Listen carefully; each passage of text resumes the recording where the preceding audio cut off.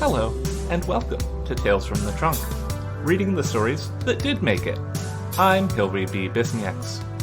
Listeners, I'm extremely excited today to welcome author Marion Deeds to the podcast. Marion, welcome to the show. Thank you for having me. Absolutely. You came very highly recommended by friend of the show and Story Hour host Laura Blackwell. And wonderful writer Laura Blackwell. I was very glad to have her there to give me some recommendations when we had to have a slight change of plans at the last minute. Great. So thank you so much for joining once again. It's my pleasure. You're going to be reading from your brand new book, Comeuppance Served Cold. Is there anything we need to know going into this reading? It's set. I'm actually going to hold it up and do the Vanna White thing, mainly because fantastic. I got a simply gorgeous cover that I can take no credit for, but I love. So any chance I have to flash the cover, I do. It is lovely, and it will be included in the show notes, so listeners, fear not. Very good. Very good. Helen Crawford-White is the artist. I feel like I have to say that too. The book is set in 1929, and it's in an alternate USA, set in Seattle, where magic is legal and booze, because of prohibition, is illegal. Very cool. And we meet a number of different characters. We meet a woman who runs a speakeasy. We meet a woman who's been hired as a lady's companion. And we find out pretty quickly that really no one is quite what they seem to be. We love to hear about it. Okay, I'm going to start with Chapter 1 and read a little bit, and then I'm going to move forward and read a little bit from Chapter 3 and part of Chapter 4. Fantastic. Okay, Chapter 1, November 4th, 1929, 13 days before. Ambrose Earnshaw, Seattle's Commissioner of Magi, looked over his wide ebony desk at the young woman seated across it.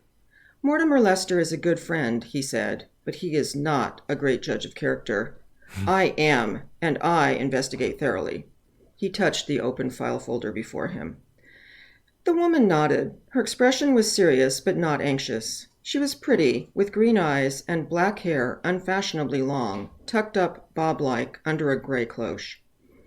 Her hands were folded, but he could see where a tear in the thumb seam of one glove had been nearly perfectly mended. Her white blouse was impeccably pressed. The gray wool skirt she wore, which ended just below her knee, was not in the latest fashion. "You came here from California, and you told me you attended Miss Meritage's Young Women's Academy in San Diego," he said. "My parents died when I was 10, and Uncle John was the only one who could take me in." She had a low-pitched voice. "When I was 13, my aunt got sick. With the 4 boys, they couldn't look after me, so I went to Miss Meritage's. I have her letter here." He cleared his throat and read aloud. "Miss White was a conscientious and obedient student. Even though she possesses no magical affinity, she is a careful and methodical mixer of potions. She is reliable, punctual, and tidy. If the position you are filling does not require great imagination, she will do well. I recommend her to you." If Miss White was hurt by this blunt assessment, it didn't show. "You cared for Mortimer's great-aunt in Tarzana until she crossed over." "Yes." Miss White shifted her hands. "I came to Seattle looking for work. Mr. Lester told me you might have a position." "I do," he said. He glanced around the room, stroking his mustache with thumb and forefinger.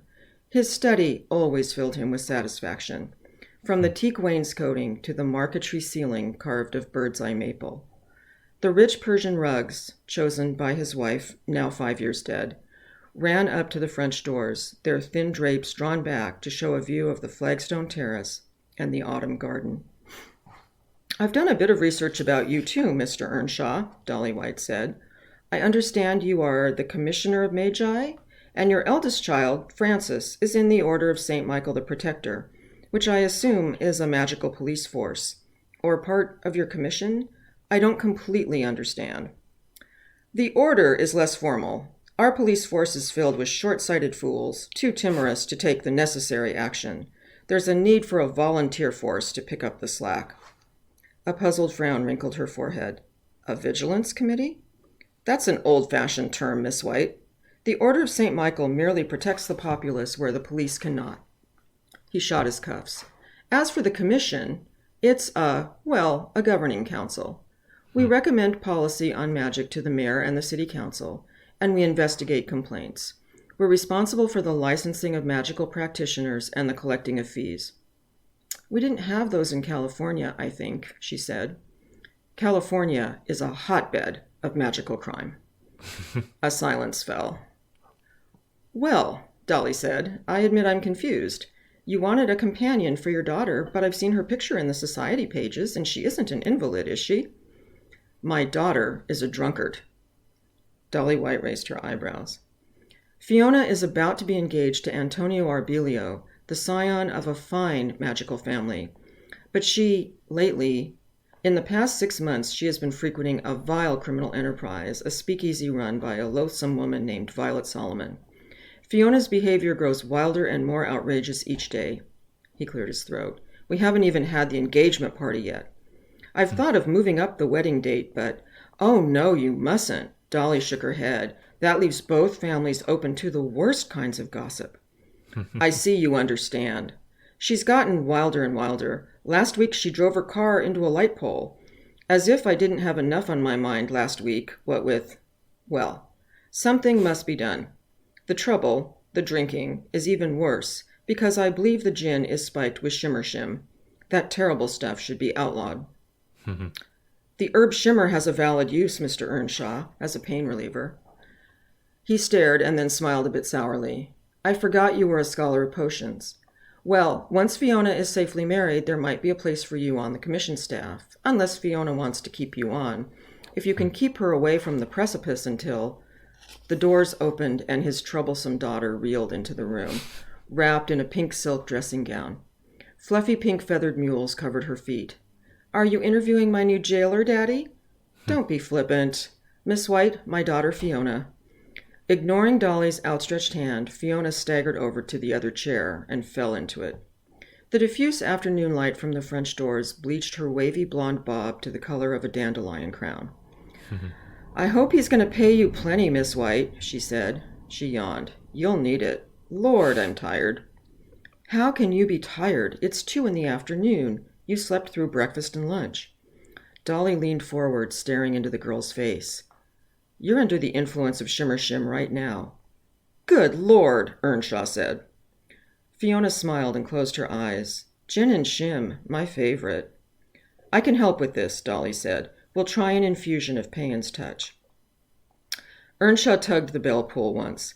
As Fiona struggled to her feet, a young maid came into the room. "Inez, get Miss White what she needs."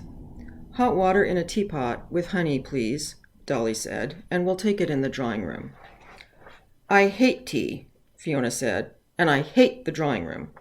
"Too bad for you, then," Dolly said, taking the girl's arm. They crossed the marble foyer into the drawing room. Ambrose Earnshaw waited until they left the room. He opened a small wooden box on his desk. Inside, a green jewel nestled into a nest of gold wire. He touched the stone and prepared to listen. The room's pale silk drapes had been drawn open, giving Dolly a view of the mansion's garden. Fiona winced and covered her eyes. The maid carried in a tray.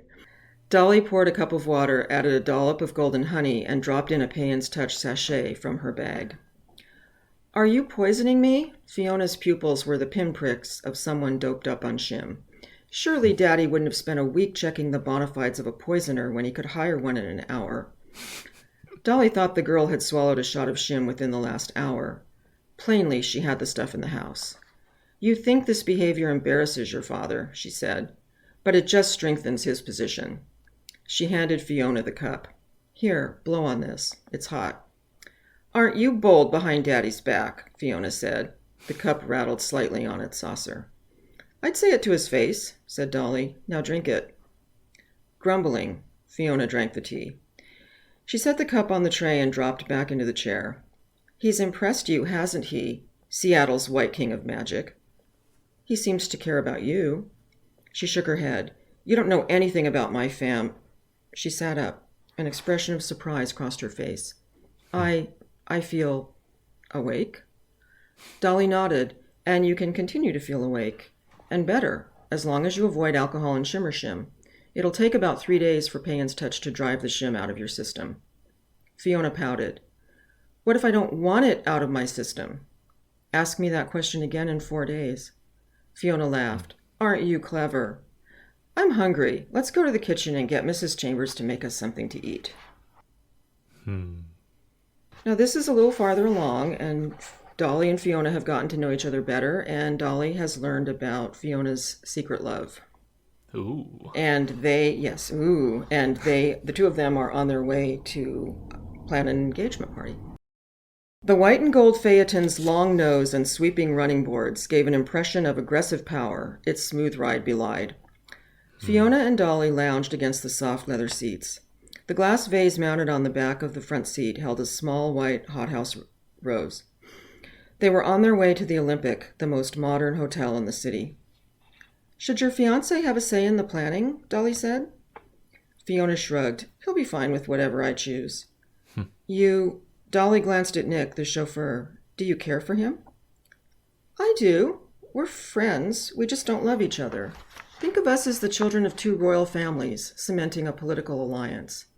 That's medieval, said Dolly. That's Seattle, Fiona said, at least for magical families. Dolly believes strongly that we must marry and produce children so the affinities are not lost. And the Arbelios, they're magical? Oh, yes. Tony's magical, and I have the bloodline. We'll make a respectable couple. She sighed and looked out the window. Dolly said quietly, but there's Rob.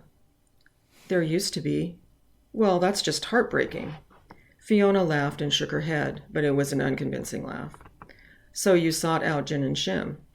Fiona plucked the rosebud out of the vase and began to twirl it.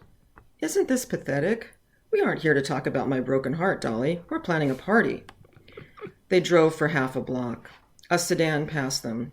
Fiona turned her head, following it, and then faced forward. She twirled the rosebud again. Another block along, Dolly leaned forward.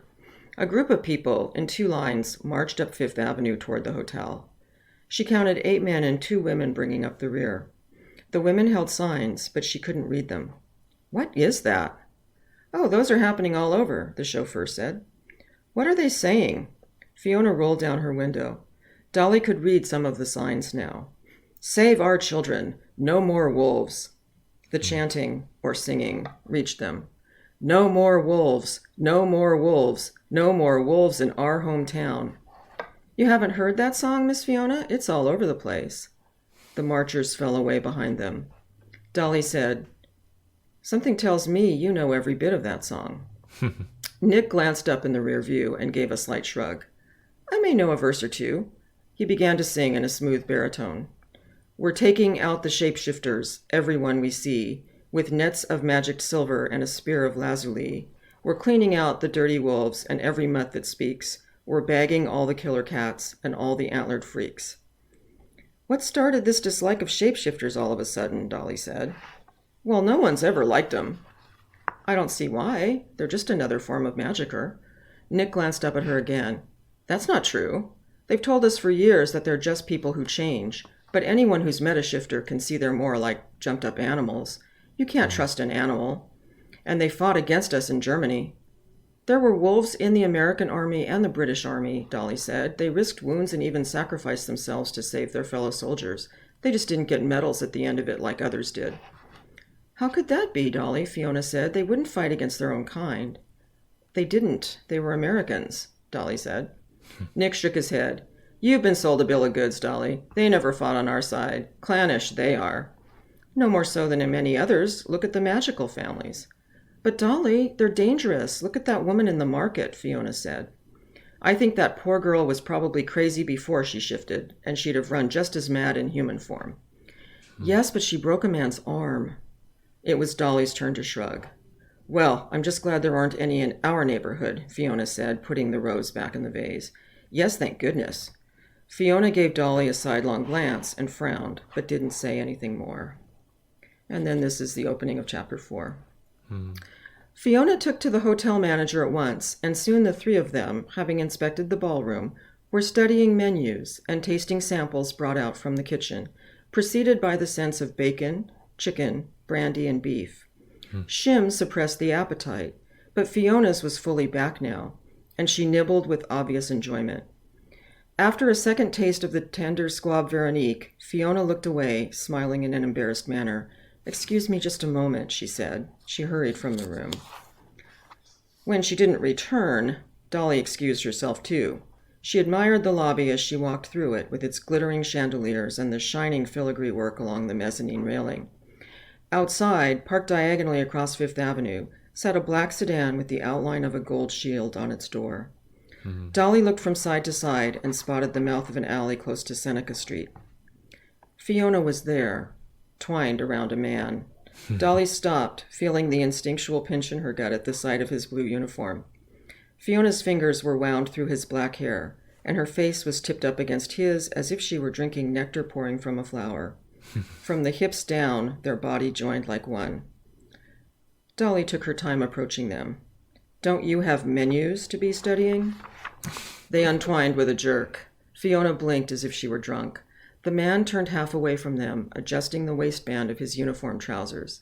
He was tall and wide-shouldered, with a narrow waist. Fiona said, "Dolly, I know who this is. Go back inside." He turned now to face Dolly and put out his hand. "Miss White, I'm Robert Laughlin. You're the one who's gotten Fiona in a lot of trouble," Dolly said. She did not take his hand. Apart, even now, their bodies leaned towards each other like strands of underwater kelp. "Just one more minute, Dolly, please," Fiona said. "If your father gets wind of this, you'll be on an island in the middle of Puget Sound until your wedding," Dolly said. "Go." "Go, darling," Robert whispered. Fiona bit her lower lip. She pressed her hand against Robert's cheek and stepped away from him. Before she was out of reach, he grasped her hand tenderly and kissed the tips of her fingers. "Oh, for crying out loud," Dolly said. "You two aren't star-crossed lovers in a movie." Fiona ran past her, her cheeks bright pink. And I think we'll leave it at that. That was delightful, Marion. I do like subverting certain expectations. I should also say that just, like, from the opening, the vibes were impeccable. Oh, good, because that's, trying to have it read like a 1929 novel is part of my, one of the things I'm working on. So, yeah.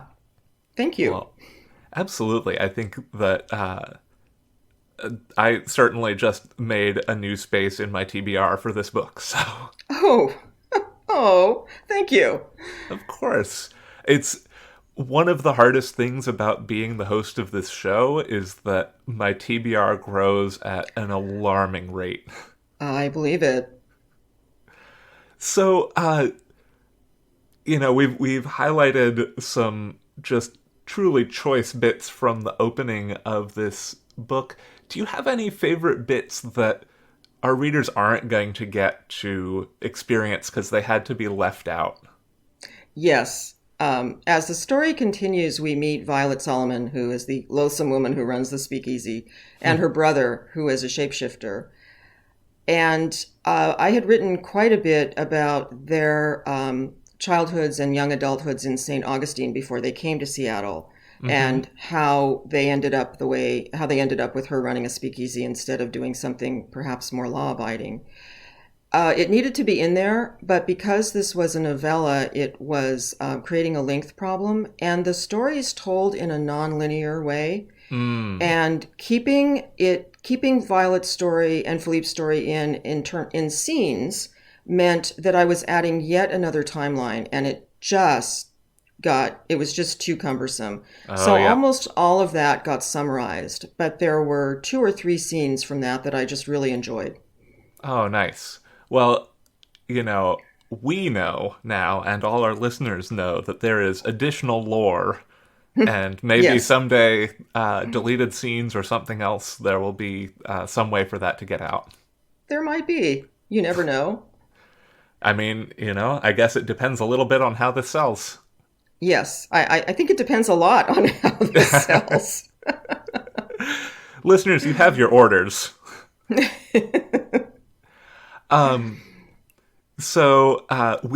With all that in mind, do you have any favorite bits that you're just so glad you got to keep in, keeping aside that we don't want to spoil anything too badly?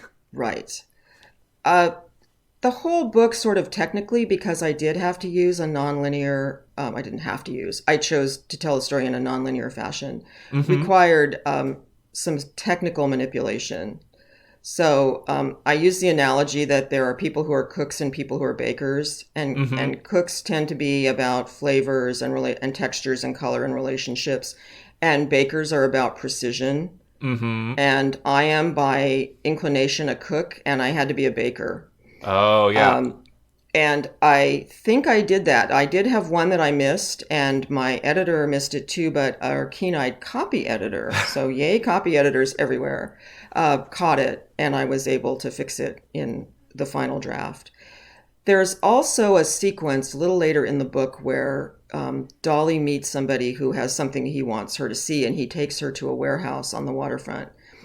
And there's something in the warehouse that's very important to the story. And I wanted the scene to feel a bit otherworldly in contrast to this fairly concrete world that I've tried to create. And I wanted the pacing to be different. And when I was writing it, it was a scene where I think I spent an inordinate amount of time staring out the window, because it was more internal, and I'm very happy with what got put on the page. Oh, fantastic. So that's a bit that's in there that I'm really proud of. That's awesome. What you said about getting to play around and really challenge yourself to be a baker rather than a cook just made me think about how much I love novellas and novelettes, the compressed format both provides a really great challenge to us as writers, and also just there's so much more fun experimentation going on in that space. I feel a lot, especially because novellas have been getting really a lot more spotlight put on them recently. Yeah, I think it's kind of a golden age for novellas, especially in speculative fiction. Yeah, and I think a lot of that is due to Tor Dot Com, but I'm very happy to see that other markets are getting in on the novella space now. Yeah. Certainly. Yeah, Oh, go ahead. No. Please go on. I was just going to say, certainly a lot of the smaller presses have been, I think that, novellas are a lot more approachable for a small press just because of the scale. But our friends at Queen of Swords and, of course, Neon Hemlock have been, making quite a dent in that space and earning some spots on the novella ballots this year in the Hugo Awards, too. So I was really happy to see Premee Mohamed on there with a couple of hers. Neon Hemlock was new to me this year, and I'm so glad I was introduced to them. They're the other one I was going to mention. Yeah, they're doing great stuff. I mean, I've got to be. Obviously I love Tor Dot Com. I think they're wonderful. They're awesome. But I'm glad to see the others out there. Yeah, and I've been friends with Premee for years and years now, and following her career from afar even before then, and it's so wonderful to see that recognition coming out, and to see, I think this was the second or third year of Neon Hemlock's novella series that this book came out of. So yeah, I think so. Yeah, well, I mean, first of all, she's just flippin' awesome as a writer. Yes. She's amazing to me. And so approachable. And she works full-time for the government. I don't know how she does it. I can barely manage to put out a podcast and work full-time. I have no idea how authors are doing it. Yeah, I don't know. I'm in awe of her. Shouts to Premee. So we've talked about some of the things that didn't make it into this book, and we talked about some of the things that did make it into this book, and I'm hyped about all of them. I'm wondering if you can tell our listeners a couple of things that you're super excited about that you've been reading or listening to or watching recently, just because I'd love to provide this space to, hype up books, movies, whatever, whether they're, super mainstream and that's just the thing you want to shout about, or if it's something that's a bit more off the beaten path. I love when other people are asked this question and they answer it, and every time I get asked it, I immediately go blank.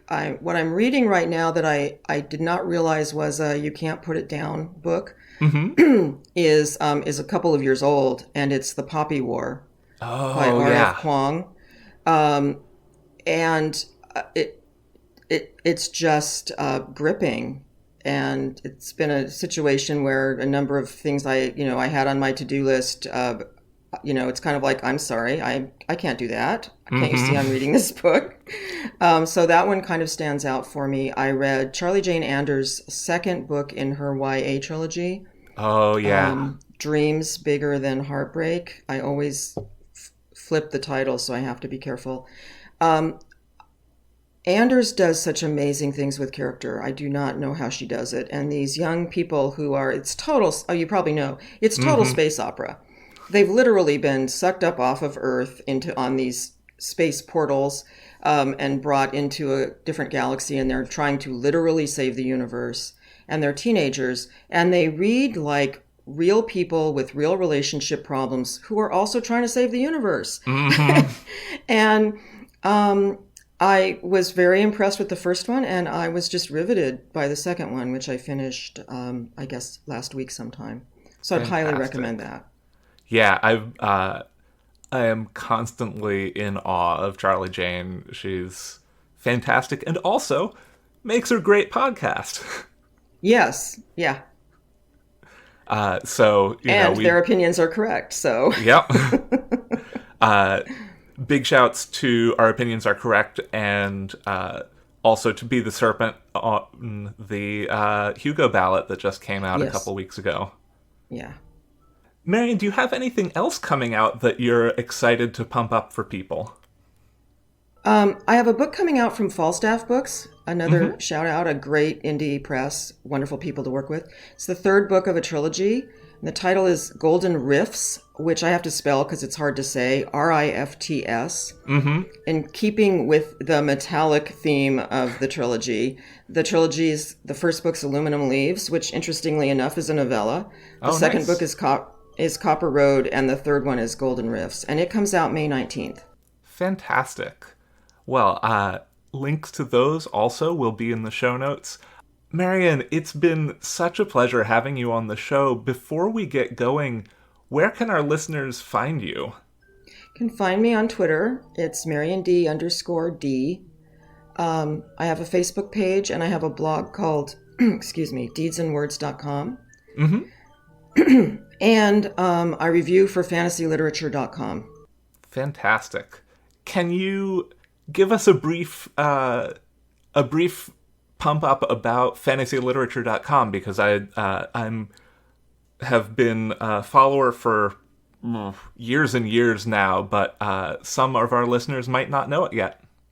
So fantasy-literature.com, I was surprised. Kat just sent us an email, and it's approaching its 15th year. So my it's going to have a birthday. Soon it will be driving, and then it's going away to college. Oh, no. A lot of reviews, a lot of variety of opinions. So we try to review a lot of new releases. We try to review the noteworthy and buzzworthy books. And we have a person named Sandy who reviews Radium Age and Golden Age science fiction. That is his niche. And so if he's reviewing something that was written after 1954, I'm immediately suspicious that it's not really Sandy. We have columns, sort of general interest columns. Kat just has, Kat's our editor-in-chief, just has a commitment to providing thoughtful reviews. And the slogan is, life's too short to read bad books. And so the idea is to let people know what books are entertaining and positive and thought-provoking. Fantastic. And I should say that at least in the past, I know that friend of the show, Kate Lechler, has also been a contributor. Yes. Kate was a contributor.